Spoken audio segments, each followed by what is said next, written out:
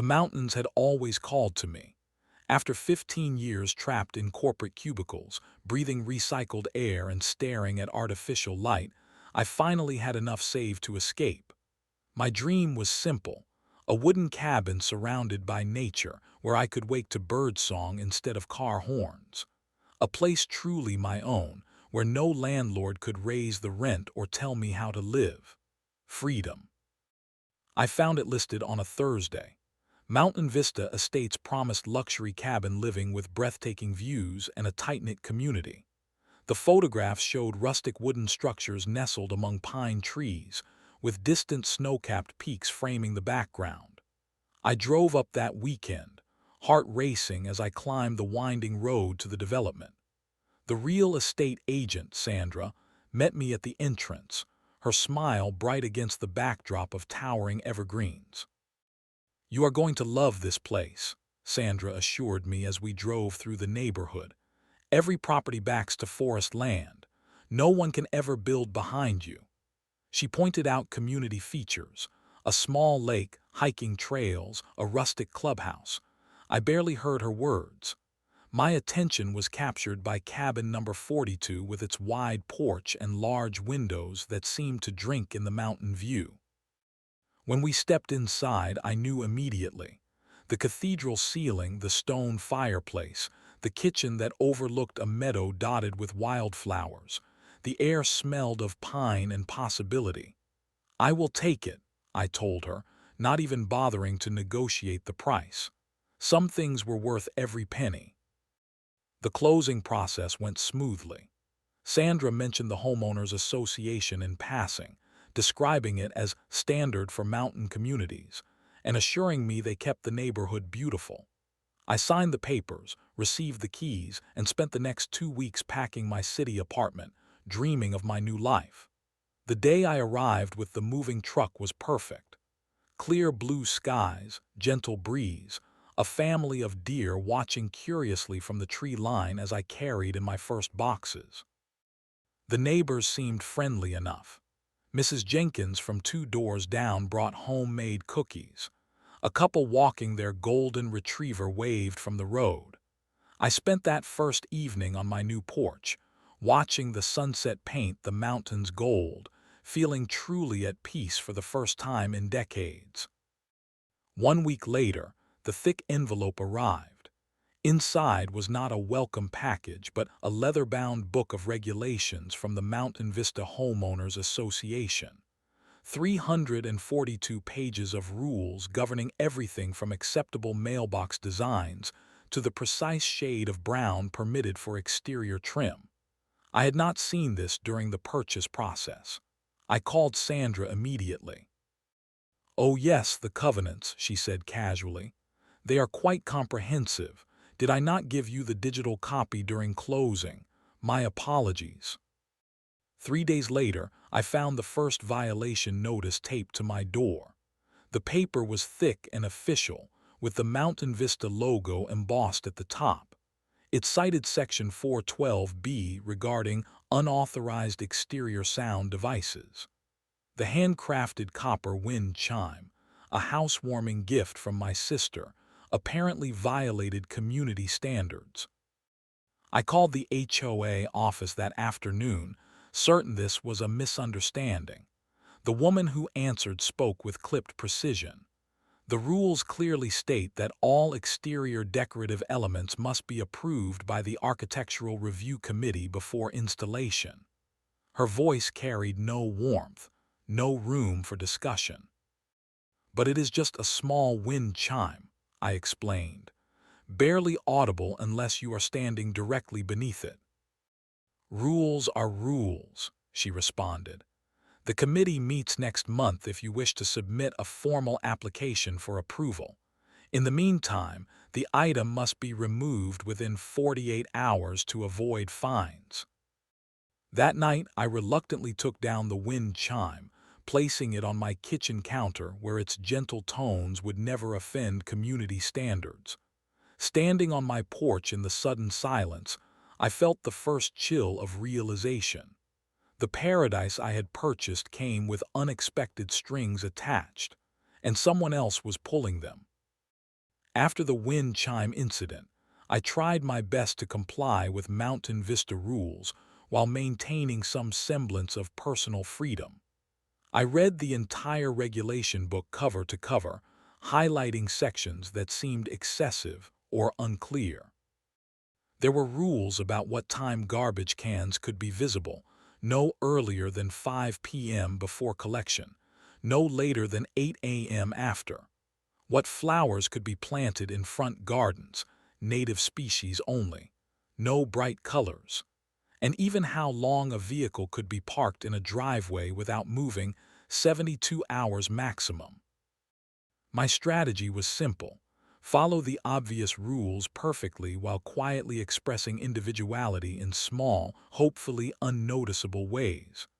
I planted herb gardens in earth-tone pots. I installed solar path lights at were exactly 1 inch shorter than the maximum allowed height. I kept my Jeep spotlessly clean to avoid any unsightly vehicle violations. For 3 weeks, this approach seemed to work. Then came the second notice, this time regarding excessive personalization of visible mail receptacle. I had placed a small pine cone in my mailbox as a decorative touch.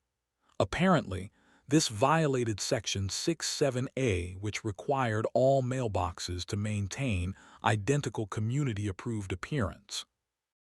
The following morning, while removing the offending pine cone, I had my first encounter with Patricia Harmon. Her silver Mercedes pulled alongside my driveway as I was checking my now regulation mailbox.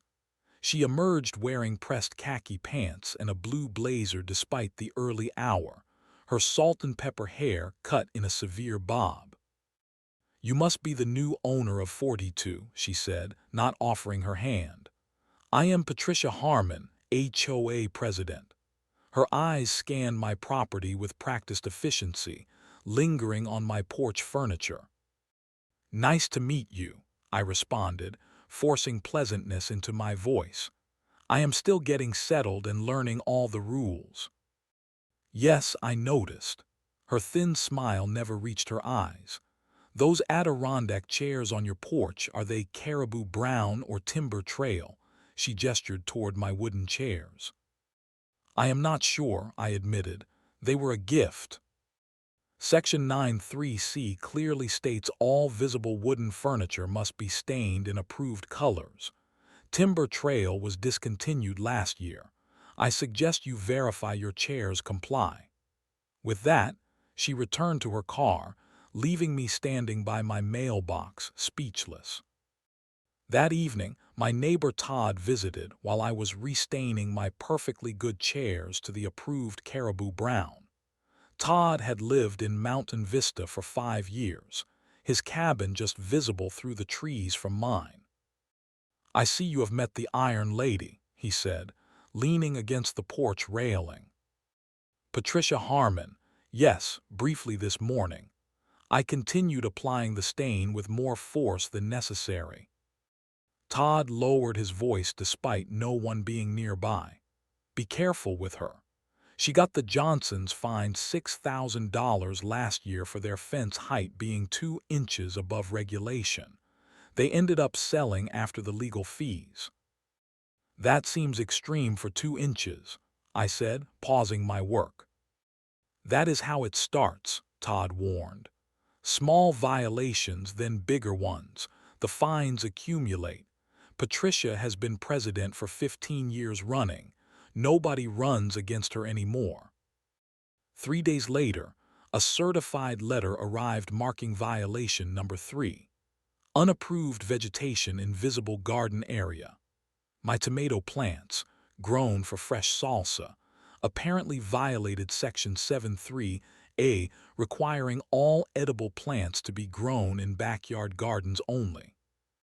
I was reading this latest offense in my kitchen when a black SUV with Mountain Vista security, emblazoned on the side, rolled slowly past my driveway. The vehicle stopped briefly as a uniformed officer photographed my front garden. In the passenger seat sat Patricia Harmon, taking notes on a clipboard. That night, I spread the HOA bylaws across my dining table. Section after section granted extreme enforcement powers to the board, but said little about homeowner rights or appeals processes. The fines escalated dramatically for repeat offenses. The HOA could place liens on properties for unpaid fines. They could even initiate foreclosure proceedings after certain thresholds. At midnight, headlights flashed through my windows. I peeked through the blinds to see the same security vehicle parked across the street, engine running, watching my home. The officer inside made no attempt to hide his surveillance, staring directly at my cabin. I let the blinds fall back into place, my heart pounding. This was no longer about rules or property values or community standards. The tomato plants would be moved in the morning. The Adirondack chairs were now perfectly regulation caribou brown. Yet something told me it would not be enough. The violations would continue because this was not about compliance. This was about power, and Patricia Harmon wanted me to know exactly who had it. The first time they entered my property without permission, I was at work. The notification from my security system pinged my phone at 2:17 p.m. on a Tuesday. The cameras I had installed after the midnight surveillance incident captured three uniformed individuals in black Mountain Vista security polos methodically inspecting my property. They measured the height of my grass with actual rulers. They photographed my newly relocated tomato plants in the backyard. They examined the seal around my windows and the condition of my roof shingles. I called the HOA office immediately. This is concerning. I never authorized anyone to enter my property, I explained to the receptionist. Section 12.4 of the Covenant grants inspection rights to the association, she responded flatly. All homeown. RS consent upon purchase. I reviewed the section that evening. It allowed for reasonable exterior inspections with 48-hour notice. I had received no notice, and their inspection went well beyond reasonable, including peering through windows and opening my backyard shed.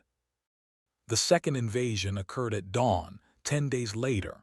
Loud pounding on my door woke me from sleep. 3 security officers stood on my porch, clipboards in hand. Emergency compliance inspection, the lead officer announced when I opened the door in my bathrobe. We have reports of snow removal violations. It is July, I pointed out, bewildered. Section 15.6 requires year-round preparation for weather emergencies, he countered, pushing past me into my home. They proceeded to inspect my furnace, water pipes, and insulation, citing winterization concerns despite the summer heat. I filed a formal complaint with the HOA board.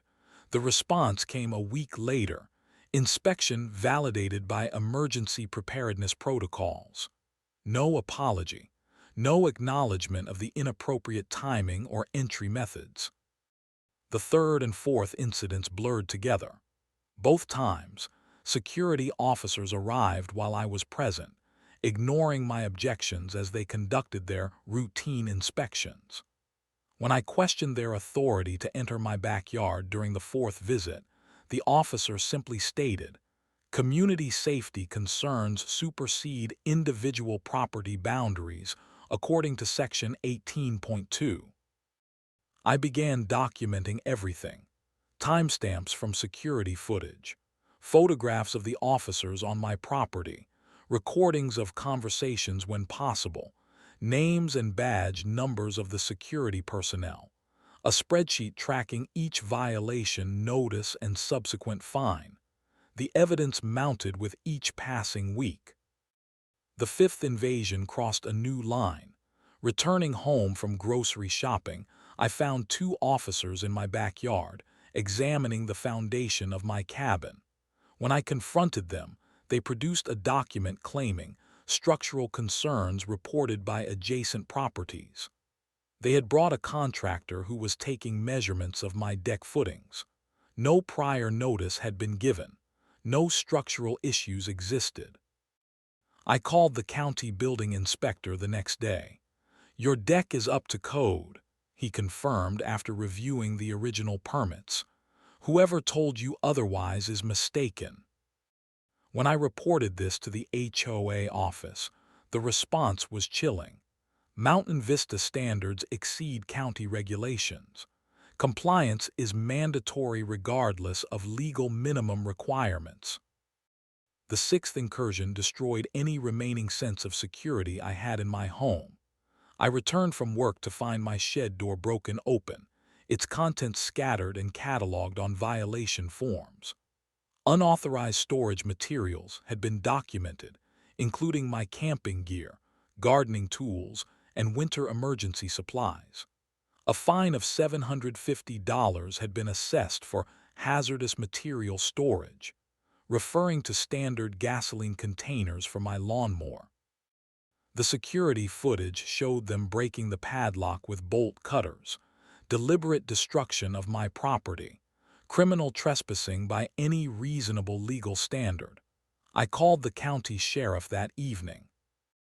"I understand your frustration," the deputy said after reviewing my evidence.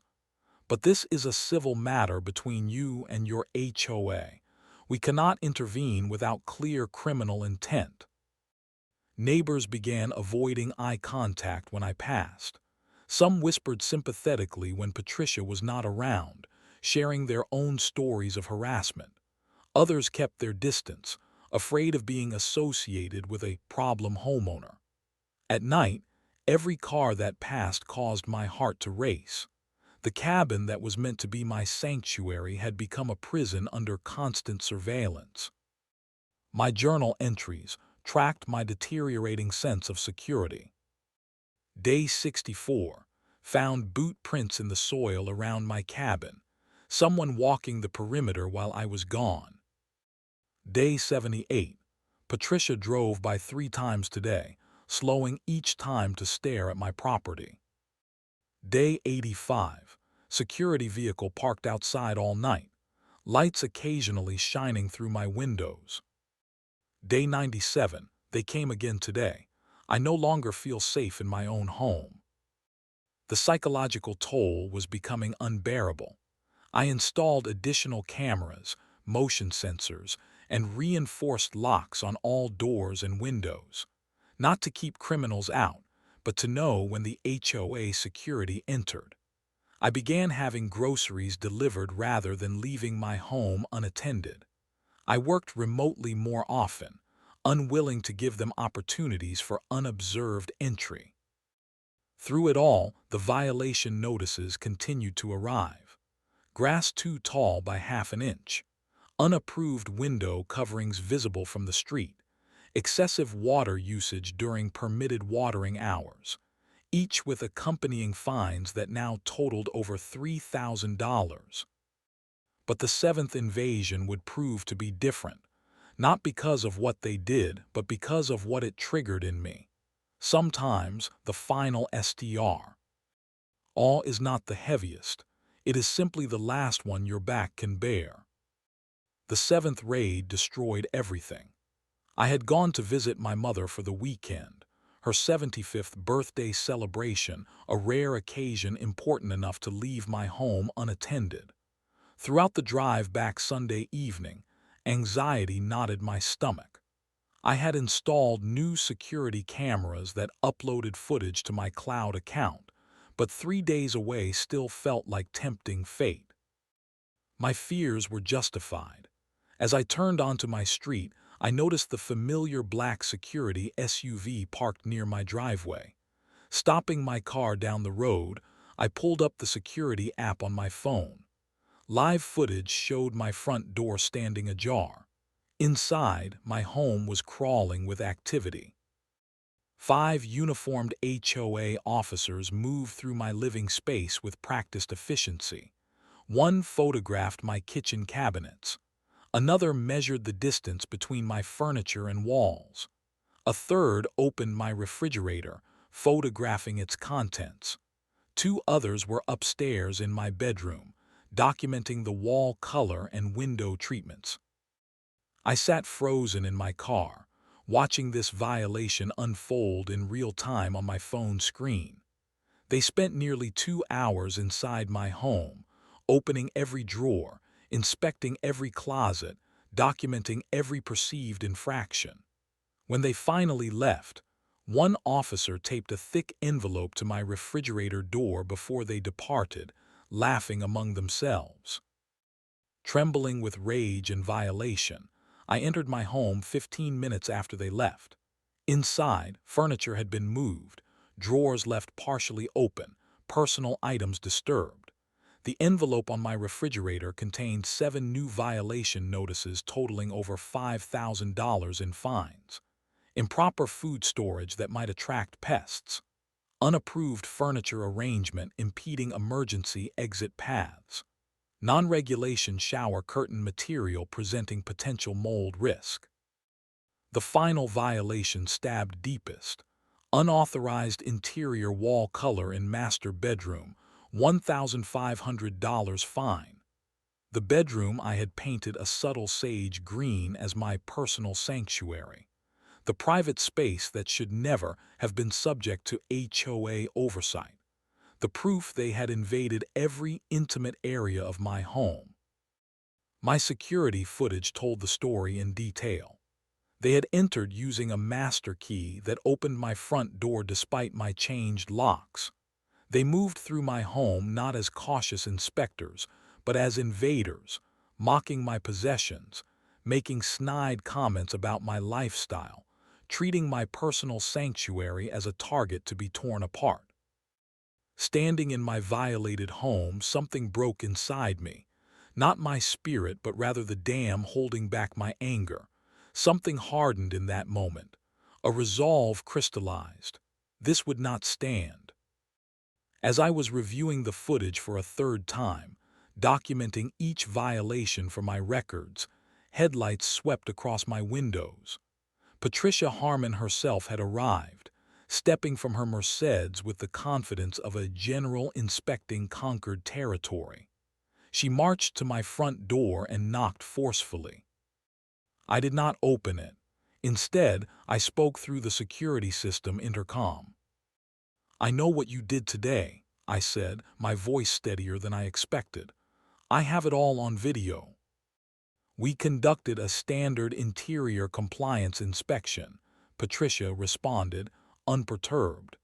"I have come to discuss your options for addressing the violations." "You entered my home illegally. You have been inside enough," I stated firmly. "Next time bring a warrant or do not come at all." Her composed facade cracked momentarily. "The HOA covenant gives us authority to inspect for violations. You agreed to these terms when you purchased your property. No covenant allows you to break into homes and invade privacy," I countered. "This ends now." Her face contorted with rage as several neighbors emerged from their homes, drawn by our escalating voices. "You will regret this," she threatened, loud enough for everyone to hear. "Mountain Vista deals harshly with troublemakers. Ask the others who tried to resist." From across the street, I saw Todd watching with evident concern. Two other neighbors I barely knew stood on their porches, witnessing the confrontation. Patricia noticed them too and quickly composed herself, straightening her blazer before returning to her car. That night, I created a detailed spreadsheet documenting every interaction. 7 illegal entries, 32 violation notices, 64 email exchanges, 19 security camera videos showing clear violations of reasonable access. I researched state property laws until my eyes burned from screen glare. At 3 a.m., I discovered an online message board dedicated to HOA abuses across the country. I posted my story anonymously, asking for advice.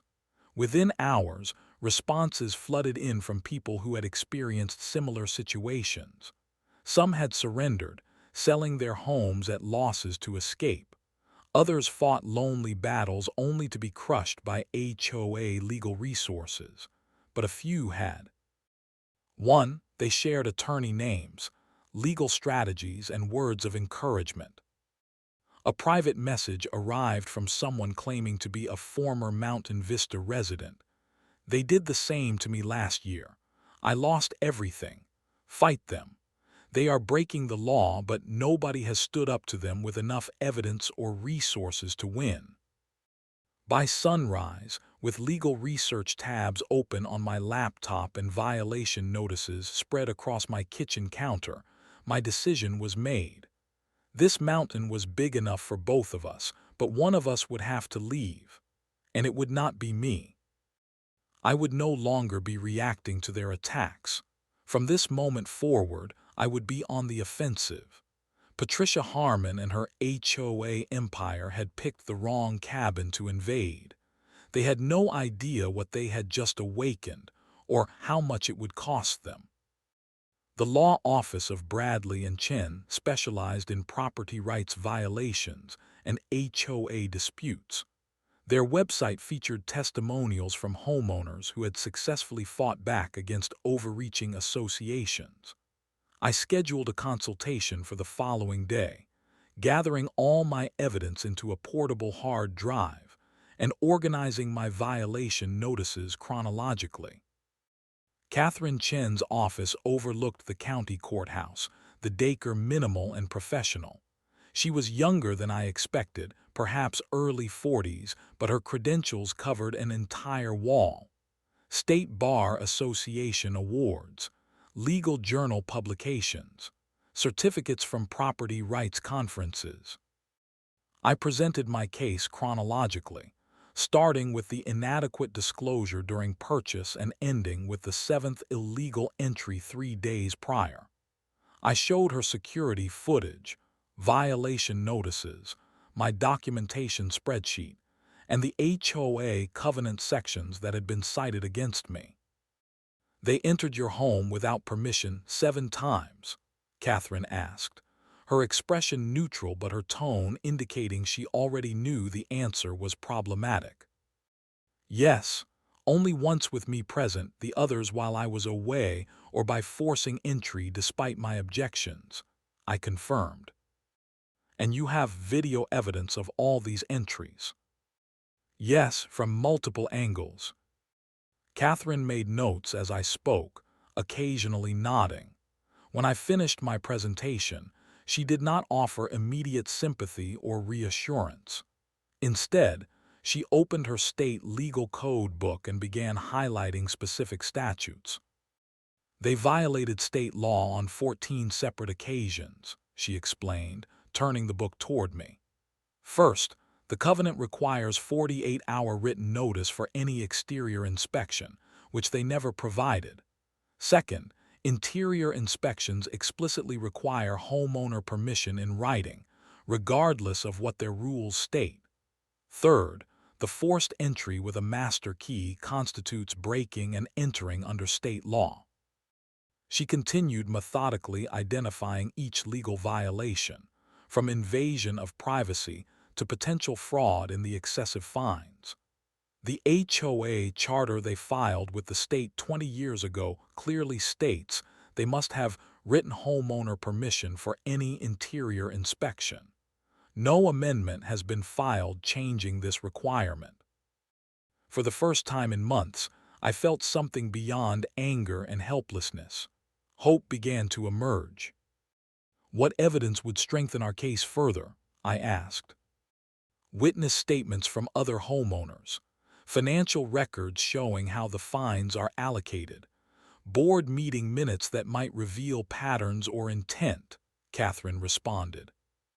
Over the next 2 weeks, I worked discreetly to build our case. Todd provided a sworn statement about Patricia's intimidation tactics and the Johnsons' forced sale. 4 other current residents came forward with similar experiences, though they requested anonymity until formal proceedings began, fearing retaliation.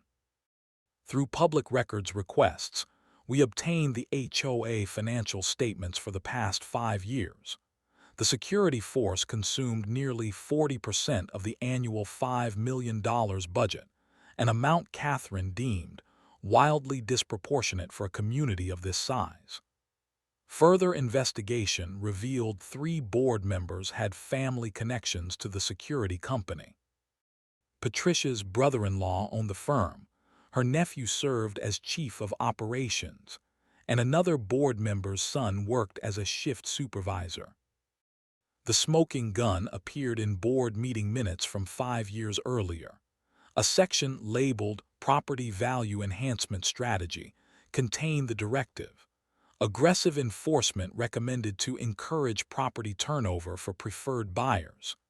Every documented raid on non-compliant homeowners correlated with below-market property sales within 6 months. The pattern was undeniable. Problem residents were systematically harassed until they sold, often to limited liability companies with ties to board members or their associates. My dining room transformed into a war room, walls covered with evidence, timeline charts, financial flow diagrams, property sale histories with PR. ICE comparisons. Catherine visited twice more, helping organize the information into a compelling narrative of systemic abuse.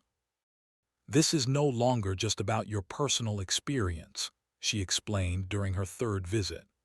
We are looking at a pattern of coordinated harassment, self-dealing, and potential racketeering. The board has been using HOA authority to drive out certain homeowners, acquire their properties at depressed values, and profit from resale or rental income. The implications were staggering. What I had experienced personally was just one instance in a years-long scheme affecting dozens of homeowners. We filed formal requests for injunctive relief to prevent further harassment while preparing our main complaint. The HOA responded with aggressive new violation notices and a lien filing for my unpaid fines, exactly as Catherine had predicted. They always escalate when challenged, she said calmly, but that only strengthens our case by demonstrating their retaliatory patterns. The complaint we filed stretched to 87 pages with exhibits. It detailed not only my personal experience but the broader pattern affecting the community. We alleged violations of state property laws, HOA governance statutes, fiduciary duty breaches, fraud, harassment, and civil rights violations. When I submitted the filing at the county courthouse, the clerk's eyes widened as she processed the extensive document. "Someone is finally standing up to Mountain Vista," she whispered, glancing around to ensure no one overheard. "Everyone in town has been waiting for this. My sister lost her home to them last year." As I left the courthouse, I noticed Patricia Harmon watching from her parked Mercedes across the street. Our eyes met briefly. Her expression revealed something I had never seen from her before: uncertainty. The predator suddenly realizing her prey had teeth. That evening, Catherine called to inform me the judge had granted our request for a temporary restraining order, preventing Mountain Vista Security from approaching my property pending initial hearings. It was a small victory, but significant. For the first time in months, I slept without fear of midnight inspections or dawn raids. The board's confident facade was beginning to crack, and through those cracks, justice was preparing to pour in. The Mountain Vista HOA did not expect actual resistance.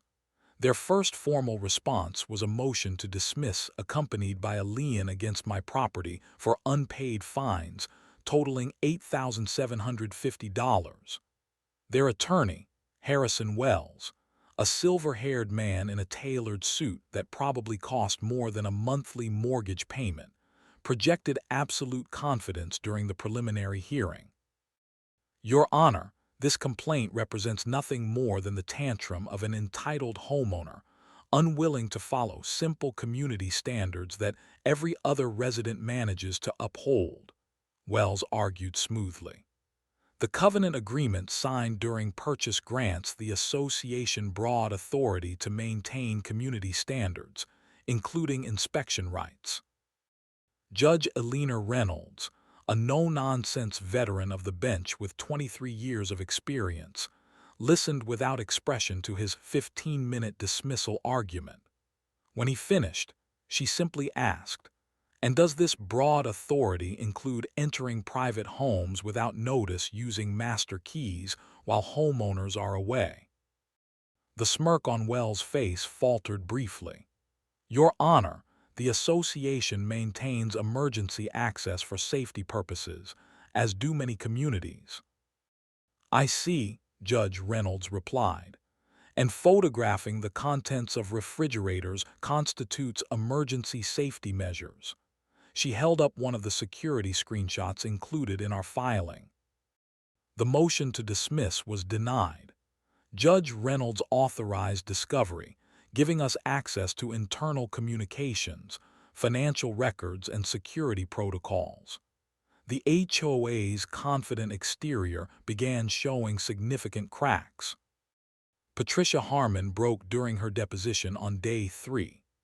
After 6 hours of methodical questioning about specific instances of entering homes without permission, documented financial connections between board members and the security company, and the pattern of targeted homeowners eventually selling at below-market rates, her composure finally shattered. "These people agreed to our rules when they bought here," she shouted, pounding the conference table. "Their property belongs to the community.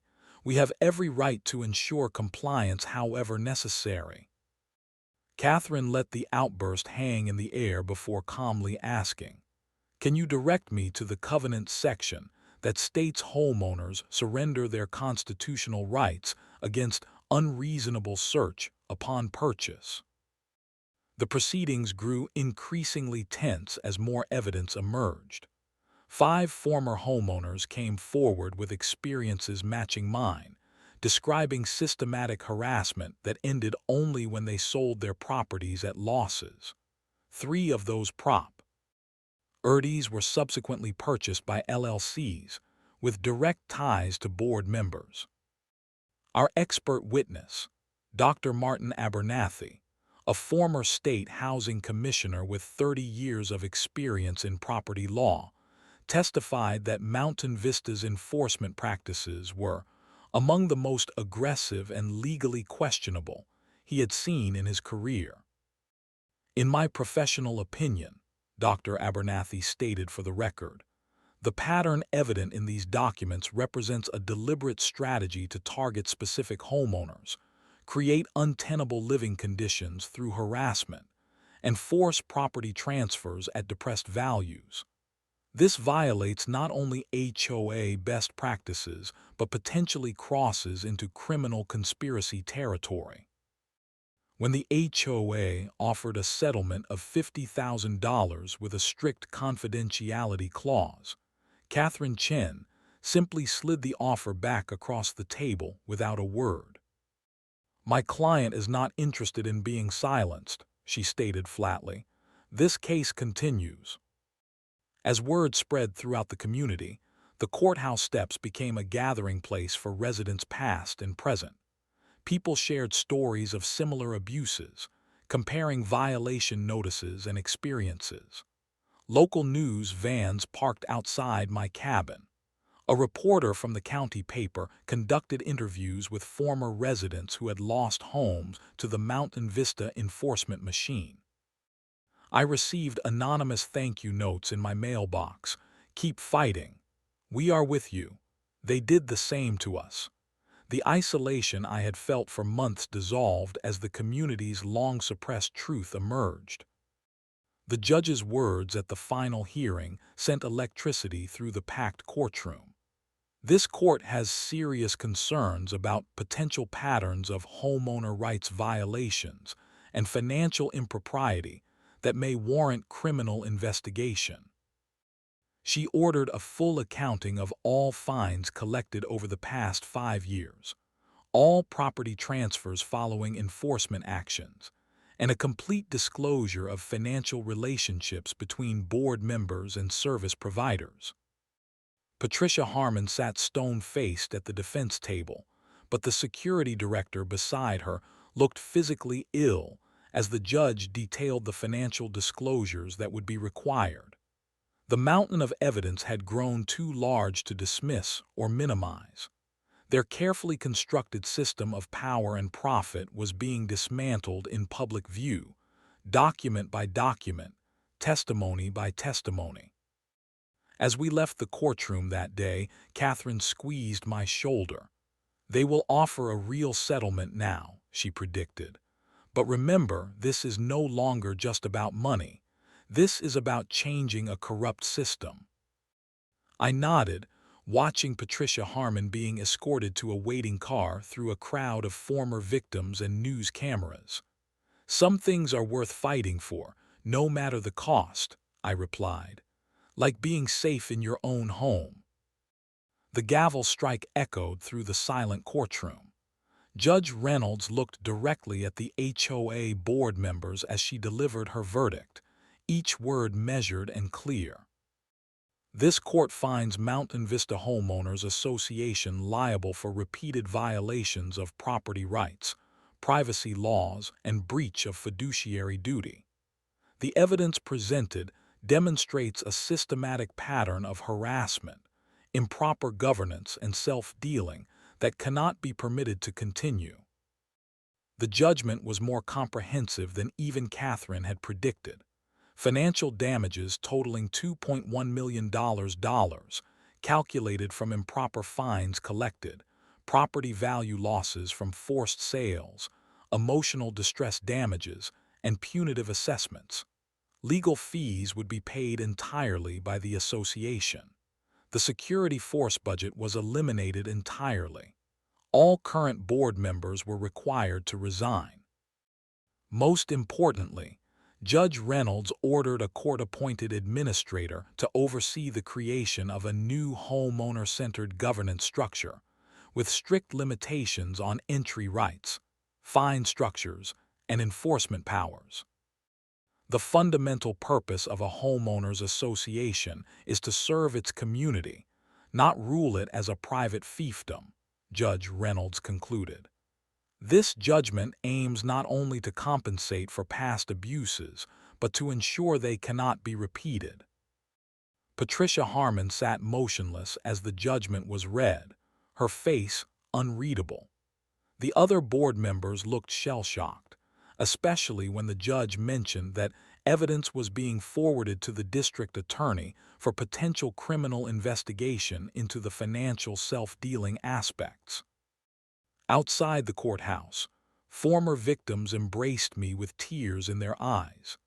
An elderly gentleman who had been forced to sell his retirement home after similar harassment gripped my hand firmly. "You did what we were all afraid to do," he whispered, voice breaking. "Thank you for standing up when the rest of us could not." The transformation of Mountain Vista began immediately.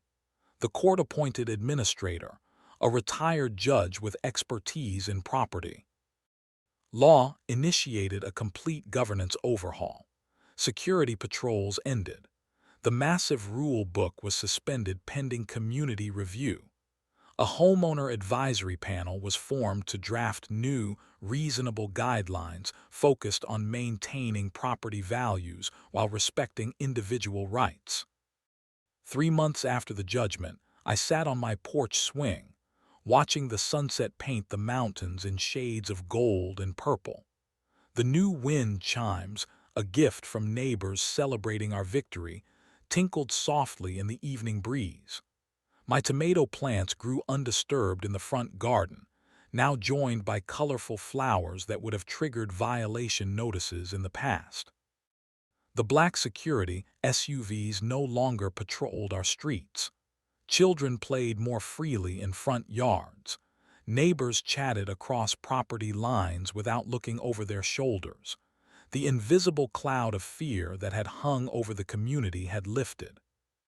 My cabin was truly mine at last. The sense of violation and constant anxiety had faded, replaced by genuine peace. The letter in my hand invited me to serve on the new homeowner advisory committee, helping draft reasonable guidelines that preserved both property values and dignity. Sometimes standing up against seemingly powerful forces requires risking everything, but the alternative, living in fear within your own home, is no life at all.